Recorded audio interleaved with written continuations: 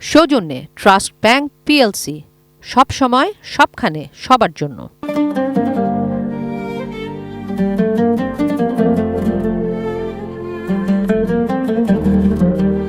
নবীজির জীবনী।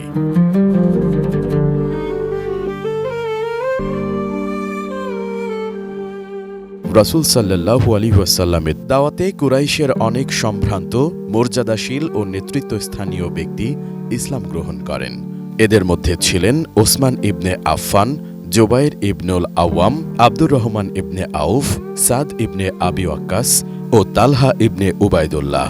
তিনি তাদের সকলকে নিয়ে রাসূল সাল্লাল্লাহু আলাইহি ওয়াসাল্লামের দরবারে উপস্থিত হন।